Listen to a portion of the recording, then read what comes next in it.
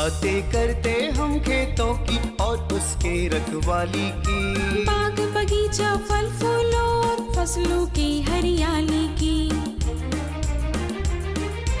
हम बीजों की बातें करते उत्तम जल संसाधन की, हम तकनीकी बातें करते फसलों के उत्पादन की। हर किसान का सपना सच हो जीवन सुखद बनाने को, गाँव-गाँव के हर आंगन का प्यारा सा ये दर्शन। कृषि दर्शन, कृषि दर्शन, कृषि दर्शन, कृषि दर्शन, कृषि दर्शन, कृषि दर्शन, कृषि दर्शन, कृषि दर्शन। नमस्कार किसान भाइयों, किस्मत भी उसी का साथ देती है जो खुद कुछ करने का हुनर रखता है, और हमारे झारखंड के किसानों ने वो काम कर दिखाया है। खुद अपने बलबूते पर काम करके अपना घर का, अपने बच्चों का पालन पोषण कर रहे हैं, अपने बच्चों को पढ़ा लिखा ले रहे हैं। कार्यक्रम की शुरुआत हो चुकी है। आप हर दिन नई नई जानकारियों और जाने माने विशेषज्ञों से रूबरू होते हैं। आज का हमारा विषय है झारखंड के परिवेश में नई किस्म की मुर्गी का पालन, साथ ही बकरियों का आवास व्यवस्था कैसी होनी चाहिए। तो आइए कार्यक्रम की शुरुआत करते हैं कृषि समाचार से। नमस्कार, कृषि समाचार में आपका स्वागत है। मैं हूं श्वेता। आइए देखते हैं आज कृषि समाचार में क्या है खास। जैविक खेती अपनाकर जीवन और पर्यावरण को स्वस्थ बनाएं, फसलों को पाला से बचाने के लिए करें सिंचाई, शिमला मिर्च की खेती के लिए अनुशंसित प्रभेद में लगाएं कैलिफोर्निया वंडर। अब समाचार विस्तार से। जैविक खेती अपनाकर जीवन और पर्यावरण दोनों को स्वस्थ बनाया जा सकता है। इसके लिए राज्य सरकार प्रयासरत है। 2027 तक सरकार ने राज्य को जैविक बनाने का लक्ष्य रखा है।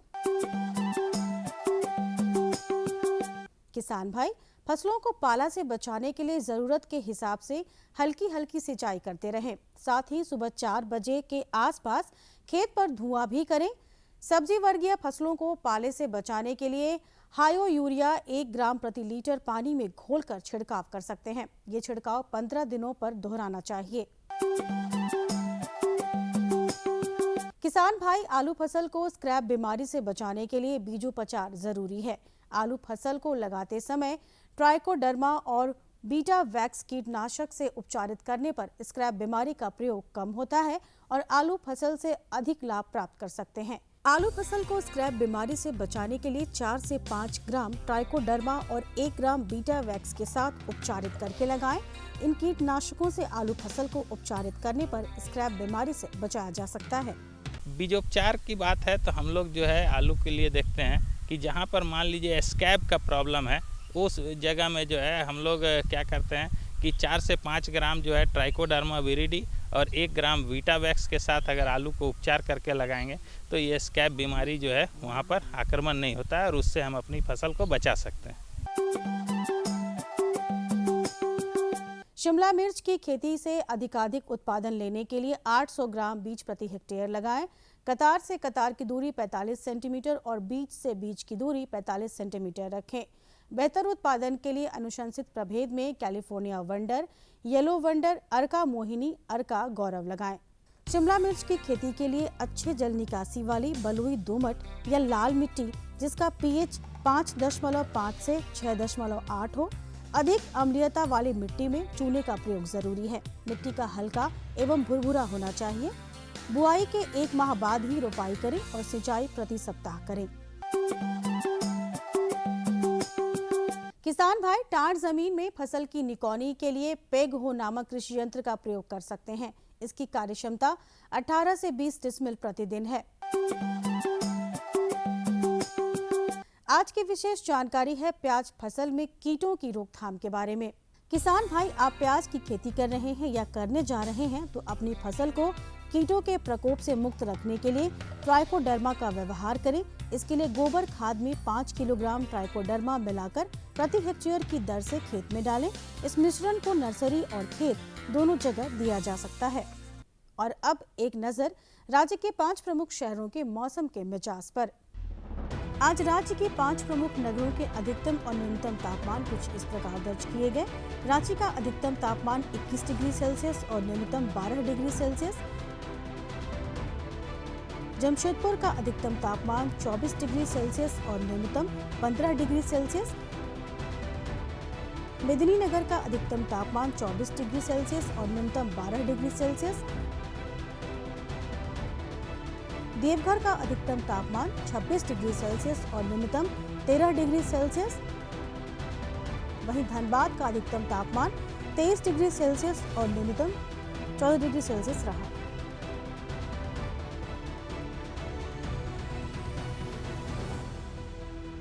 कृषि समाचार में आज इतना ही। अगले दिन अगले अंक में फिर मुलाकात होगी कुछ नई जानकारियों के साथ। तब तक के लिए दीजिए इजाजत। नमस्कार, जोहार। किसान भाई खेती किसानी के साथ साथ पशुपालन भी करते हैं, साथ ही मुर्गी पालन भी करते हैं। आमतौर पर देखा जाता है कि आम मुर्गियों की तुलना जो नई किस्म की मुर्गी आई है उसकी बढ़ोतरी बहुत अधिक होती है, आम मुर्गियों की तुलना चौगुनी होती है। और अगर मांस की दृष्टि से देखा जाए तो उनकी विकास भी आम मुर्गियों की तुलना काफ़ी अधिक होती है, तेज़ी से बढ़ती है। हमारे किसान भाई नई किस्म की मुर्गी वैज्ञानिक तरीके से किस तरह से पालन करें, जानने के लिए आइए सीधे रुख करते हैं हमारे विशेषज्ञ के पास। किसान भाइयों, आज हम बात करेंगे झारखंड के परिवेश में मुर्गी पालन, और इस विषय पर जानकारी देने के लिए आज हमारे साथ हैं बिरसा एग्रीकल्चर यूनिवर्सिटी के विशेषज्ञ डॉक्टर सुशील प्रसाद साहब। जैसा कि हमारे पशुपालक भाई जो मुर्गी पालन करना चाहते हैं, तो उनके लिए झारखंड के परिवेश में कौन सी मुर्गियों का पालन करने से अधिक लाभ मिल सकता है? देखिए, झारखंड के लिए मुर्गी पालन कोई नया काम है नहीं। आप अगर झारखंड में अगर जाएंगे गाँव में देखेंगे हर घर में 10-15 मुर्गियाँ आपको मिल जाएंगी। लेकिन फिर भी किसान उसको घर के में मुर्गी पालन को एक व्यवसाय के रूप में नहीं अपना रहे। तो इसका कारण ये है कि वो समझते हैं कि घर में मुर्गी 10-5 छोड़ दिया, उनको कुछ ज़रूरत नहीं होती है आगे उनके प्रबंधन के लिए। लेकिन अगर झारखंड के परिवेश में झारखंड का वातावरण, सबसे पहले मैं बताऊं कि झारखंड का वातावरण मुर्गी पालन के लिए बहुत ही अच्छा है। यहाँ पर न तो बहुत ज़्यादा गर्मी है न बहुत ज़्यादा ठंड है। ऐसे स्थिति में मुर्गी पालन को एक व्यवसाय के रूप में झारखंड के पशुपालक कहें या किसान कहें, वो अपना सकते हैं। दूसरी चीज़ है कि इनको करने के लिए एक वैज्ञानिक विधि से अगर ये मुर्गी पालन को करें तो उसी मुर्गी पालन से इनको एक आमदनी का जरिया बन सकता है। अभी तो जैसे कि वो देसी मुर्गी रखे, उससे उतना अंडा भी प्राप्त नहीं होता है और ना ही उतना मांस प्राप्त होता है। तो ये ऐसी स्थिति से बचाव के लिए इनको व्यावसायिक तौर पे जाने की ज़रूरत है। अगर आप चाहते हैं कि हम देसी मुर्गी की तरह ही रख करके पालन करेंगे, अलग से व्यवसाय के रूप में नहीं अपनाएंगे, तो उसमें भी बहुत सारी नस्ल विकसित की गई हैं, जिससे कि आपको अंडा उत्पादन, मांस उत्पादन दोनों ही आपको बढ़ जाएगा। तो वो बढ़ने से क्या है कि आपको उसी मुर्गी से आपको अभी जैसे देसी रख रहे हैं, एक साल में आपको 60 से 70 अंडा मिल रहा है। लेकिन अभी ऐसी भी नस्ल विकसित कर दी गई है जिसको कि आप अपने ग्रामीण परिवेश में जिस तरह से देसी को रख रहे थे उसी तरह से आप रखिए, लेकिन आपका उत्पादन क्षमता बढ़ जाए, जो कि अभी 150-200 तक अंडा देने वाली मुर्गियां हो गई है। जो देसी आपके गांव के परिवेश में जिस तरह से आप पालन कर रहे हैं उसमें भी आप मुर्गी पालन से लाभ ले सकते हैं। आपके देसी मुर्गी जो है वो आपको एक साल में 1 किलो का हुआ, जबकि ये आपको 3 से 4 महीना के अंदर में 1.5 से 2 किलो का हो जा रहा है। तो आप उसी चीज़ को अगर बेचेंगे तो निश्चित रूप में आपको क्या है कि उससे ज़्यादा फ़ायदा मिलेगा बनस्पत की आप पहले से जो कर रहे हैं। ये तो हुआ कि आप अपने देसी में परिवर्तन कीजिए, तब होगा। इसमें अभी बहुत सारे नस्ल आए हुए हैं बाज़ार में। हम लोगों ने भी, बिरसा कृषि विश्वविद्यालय ने भी एक नस्ल विकसित की है जिसका नाम है झारसिम, और बाज़ार में आपको बहुत नाम से बहुत सारे चूजे उपलब्ध हैं। आप किसी भी चूजे को उस तरह से लेकर के अपने ग्रामीण परिवेश में, गांव में जिस तरह से मुर्गी पालन कर रहे हैं उस तरह करके भी आप आमदनी बढ़ा सकते हैं। दूसरा है व्यावसायिक तौर पे अंडा उत्पादन के लिए या मांस उत्पादन के लिए। तो उसको आप जानते हैं बाज़ार में उपलब्ध है, आप देखेंगे ब्रॉयलर है। तो ब्रॉयलर क्या है, ब्रॉयलर का गुण क्या होता है कि वो आपको 6 सप्ताह के अंदर में करीबन 1.25 किलो से 1.5 किलो तक का हो जाता है, और 6 सप्ताह के अंदर में वो खाना करीबन वो 2 से 2.5 किलो के बीच में भोजन प्राप्त करती है। तो आप समझ सकते हैं कि 2 से 2.5 किलो दाना खा करके और आपको 1.5 किलो का मुर्गी अगर तैयार हो जाता है, तो आप सोचिए 1.5 किलो मुर्गी का दाम कम से कम आपको 150 से तो ऊपर ही हो जाएगा। तो 150 पौने 200 रुपया आपको मुर्गी इसके बेचने से हो जा रहा है। और इससे इतने कम समय में ब्रॉयलर पालन करके कोई भी आप खेती भी करेंगे तो 6 सप्ताह के अंदर में आपको उपज करके दे नहीं सकता है। लेकिन ये ब्रॉयलर ही एक ऐसा व्यवसाय है जिसमें आप 6 सप्ताह में जो पूंजी लगाएंगे उसको आमदनी के साथ आप वापस ले सकते हैं। तो एक तो ब्रॉयलर पालन है। लेयर फार्मिंग, जो अंडा देने वाली मुर्गियों का अगर काम करना चाहते हैं तो ये थोड़ा हमारे हर किसान के लिए संभव नहीं हो पाता है, क्योंकि लेयर का अंडे देने वाली मुर्गियों का उत्पादन के लिए आपको कम से कम 5,000 से ऊपर ही मुर्गियां रखेंगे। तो क्योंकि आपका अंडा, मान लीजिए कि 5,000 मुर्गी रख रहे हैं तो 3-4 हज़ार अंडा आ रहा है, आप बाज़ार में तब आपको बेचने में भी सुविधा होगी और आपको अंडे का पैसा भी पता चलेगा। 10 मुर्गी 20 मुर्गी रख करके अंडा उत्पादन के लिए ही सिर्फ व्यवसाय करेंगे तो इससे आपको लाभ नज़र नहीं आता है। तो ये क्योंकि खर्च ज़्यादा हो जाएगा, लाभ कम होगा। सब हमारे पशुपालक भाई जो हैं वो मुर्गियों पालन इसलिए नहीं कर पाते हैं क्योंकि वो डरते हैं कि मुर्गियों में बहुत तरह की बीमारी होती है। तो इसके लिए आप क्या सुझाव देते हैं कि कैसे बीमारी से बचाकर वो मुर्गी पालन कर सकें? ये सही बात आपने कहा कि पशुपालक एक बार मुर्गी करने के बाद, पालन करने के बाद वो अगर कोई बीमारी का फैलाव हो गया तो जिससे मुर्गियाँ एक साथ में बहुत सारी मर जाती हैं तो उनको नुकसान होता है। तो ये देखिए, मुर्गी ये में आपको सबसे बड़ी चीज़ है कि आपको समय पर उसका टीकाकरण बना हुआ। कुछ बीमारियां ऐसी है, आपने अपने फार्म में सब कुछ सही रखा है, लेकिन आपके बगल के गांव में अगर वो बीमारी आ गई तो आपके यहाँ भी पहुंच जाती है। तो उसमें आपको सिर्फ इस चीज़ का ध्यान रखना है कि समय पर अलग अलग बीमारियों का टीकाकरण आप मुर्गी अगर पालन कर रहे हैं तो निश्चित रूप में कीजिए। जैसे कि ब्रॉयलर अगर आप पालन कर रहे हैं तो ब्रॉयलर में तो ज़्यादा टीकाकरण है नहीं, 2 टीकाकरण का ही हम लोग व्यवहार में लाते हैं। एक तो है जो कि आपको चूजा निकला 4 दिन के बाद आप उसको रानीखेत का टीका लगाना है। तो उसको देने का तरीका भी बहुत आसान है, 1 बूंद आँख में 1 बूंद नाक में। अगर घर की महिलाएं भी जान जाएंगी टीका करना तो उसको कर सकती है। दूसरा, 14 दिन पर एक बीमारी होता है गम्बोरो का। ये गम्बोरो बीमारी के लिए हम टीकाकरण कर देते हैं आपको 14 दिन पर, और उसके बाद फिर आपको ब्रॉयलर में दूसरा टीकाकरण करने की ज़रूरत नहीं, क्योंकि आप 5 से 6 सप्ताह में उसको बेच देते हैं तो इसमें नहीं। लेकिन अगर अंडा उत्पादन वाली मुर्गियां रखना चाहते हैं तो उसमें सारे टीकाकरण को आपको ये करना पड़ेगा और समय समय पर उसको टीका लगाएं, तभी ये संभव है।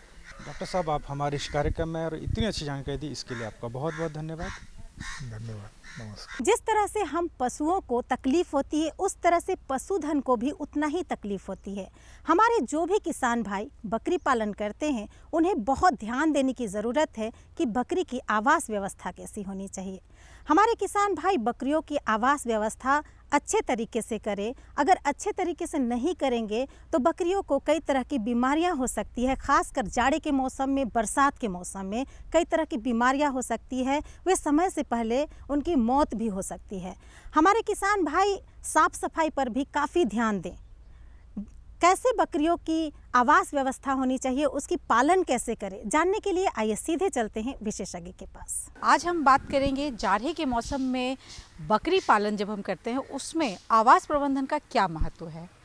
इस पर विशेष जानकारी देने के लिए आज हमारे साथ मौजूद है रांची वेटनरी कॉलेज के डीन डॉक्टर सुशील प्रसाद जी। तो सर, जैसा कि हम बात कर रहे हैं कि जो हमारा विषय है अभी का वो है कि बकरी पालन में आवास प्रबंधन का क्या महत्व है, इस पर हमारे जो है पशुपालक भाई हैं उनको जानकारी। देखिए, बकरी पालन एक ऐसा कह सकते हैं कि हमारे पशुपालकों के लिए एक ऐसा व्यवसाय कह सकते हैं कि है कि ज़्यादातर आप गांव में देखेंगे कि बकरियां के लिए आवास व्यवस्था का प्रबंधन नहीं होता है।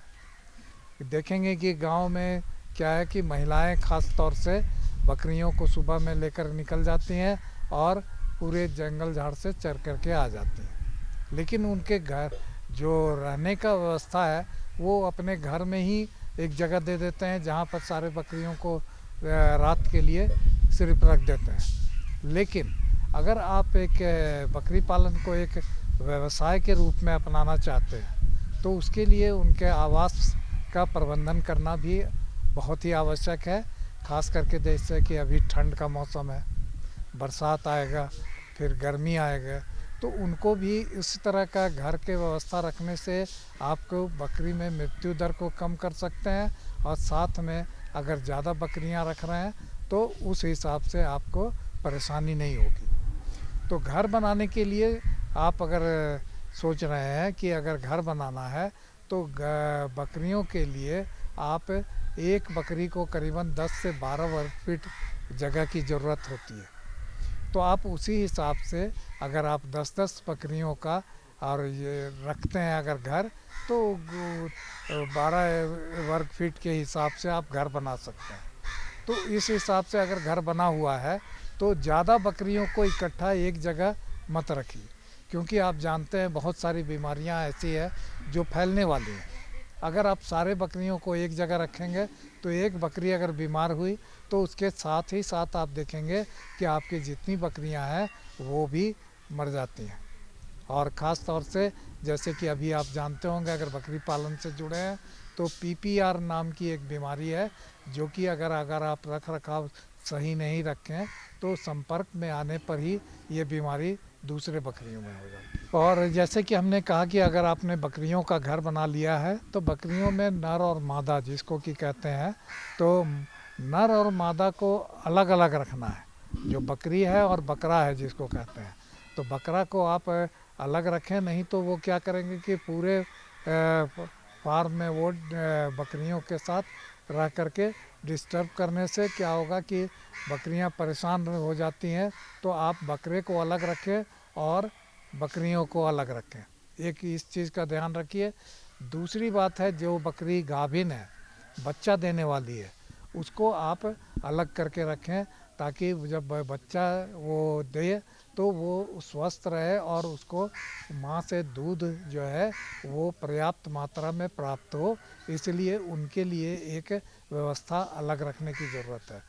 ये जब आप बकरी के फार्म के बकरी के व्यवसाय से जुड़ना है तो इसके लिए आप इस चीज़ का ध्यान रखिए कि आपको एक छौना के लिए, जिसके लिए बच्चे के लिए एक घर अलग रखें। दूसरी बात ये तो अगर बड़े अगर आप 50 बकरी रख रहे हैं तो उस तरह के, लेकिन अगर कोई छोटे स्तर पर भी अगर रख रहे हैं तो आप इस चीज़ का ध्यान रखिए कि बकरी का एक मचान के रूप में घर बनाइए। जैसे कि एक कमरा है तो उसमें आप मचान बना दीजिए ज़मीन से 1-1.5 फीट ऊपर। खास करके ये जाड़े के दिन में क्या होता है कि बच्चे बैठते हैं ज़मीन पर, और ज़मीन क्या होता है कि ठंडा हो गया, और वो बकरी को आपने बैठते हुए देखा होगा कि वो अपने छाती को ज़मीन से लगा के रखती हैं। तो ज़मीन से ठंडा हुआ और ऊपर से भी ठंडा हुआ तो आप ज़्यादातर देखेंगे कि बकरी का बच्चे में निमोनिया हो जाता है और वो तुरंत मर भी जाती हैं। तो अगर आप मचान पे रखते हैं तो इससे क्या होगा कि बकरी जब बैठेगी तो उसका छाती जो है वो ज़मीन से नहीं लगेगा, तो जिससे ठंड से आपका बचाव होगा। और आपको जो बकरी जो मल मूत्र त्यागेगी वो आप मचान जो बनाए हैं बांस के पट्टी के बीच में तो गैप दे करके, जिसमें बकरी का पैर नहीं जाए, तो इस तरह का रखने से क्या है कि उनके मल मूत्र का भी उनके घर की सफाई करने में आपको आसानी होगी। तो इतनी बातों का अगर ध्यान रखते हैं तो आप बकरी का घर एक बना सकते हैं इस तरह से। कहा था कि जब ज़्यादा बकरी रखते हैं और जब कम बकरी रखते हैं उसमें आवास में दोनों में काफ़ी थोड़ी बहुत जो है वो बदलाव की जाती है। वो बदलाव किस तरह की है? जैसे कि हमने आपको कहा कि अगर कम बकरी रखे हैं, मान लीजिए 2, 4, 5 बकरी रखे हैं, तो आप अपने घर में भी उसके लिए आप सस्ता घर भी बना सकते हैं। जैसे कि मान लीजिए आपके रहने का कोई घर है, इसके दीवार एक ले लीजिए और उसी दीवार से सटा हुआ बकरी के घर का भी शेड बना दीजिए, तो आपका खर्च भी बच गया, बकरियों को भी रहने के लिए घर हो गया। तो 2 चीज़ और ध्यान रखना है कि आप उसके घर जब बनाइए तो नीचे फर्श जो है ईटा का जो खरंजा होता है जिस तरह का, उस तरह का बनाइए जिससे कि उनका पैर फिसलन ना हो। बहुत लोग क्या करते हैं कि उसको पूरा प्लास्टर पन्ना करा दिए, तो उसमें बकरियों के गिरने का डर ज़्यादा होता है। और उसके 3 साइड में आप मचान बना दीजिए और एक साइड में दरवाज़ा रखिए और घर हवादार हो। कभी भी ऐसा नहीं कि एकदम बिल्कुल घर बना दिए जिसमें कहीं से हवा नहीं आ रहा है, तो उस तरह के घर में आपके बकरी को बीमार होने की समस्या ज़्यादा होगी। आपने काफ़ी अच्छे से बताया कि बकरियों को जब हम पालते हैं उसमें आवास काफ़ी महत्वपूर्ण होता है, उनकी सुरक्षा के लिए, उनके बचाव के लिए और अच्छी ग्रोथ के लिए। आशा करती हूँ ये जानकारी आपको अच्छी लगी होगी। हम अपने जो हमारे विशेषज्ञ हैं उनका धन्यवाद देते हैं। आपका बहुत बहुत धन्यवाद। धन्यवाद मैडम। तो ये थी हमारी आज की जानकारी। हमारी जानकारी आपको कैसी लगी, आप हमें हमारे इस पते पर लिख सकते हैं। हमारा पता है कार्यक्रम कृषि दर्शन, कृषि प्रकोष्ठ द्वारा केंद्र निदेशक, दूरदर्शन केंद्र, रातू रोड, रांची। पिन संख्या है 834001। आप हमारा ये कार्यक्रम कहीं भी कभी भी खेतों में काम करते वक्त भी देख सकते हैं। आपको कुछ नहीं करना है, अपना मोबाइल निकालना है और यूट्यूब, फेसबुक और ट्विटर के माध्यम से आपको सर्च करना है कृषि दर्शन रांची। हर दिन का एपिसोड और हर जानकारी आपके सामने होगा। अब हमें और हमारी पूरी टीम को यहीं पे दीजिए इजाज़त। नमस्कार।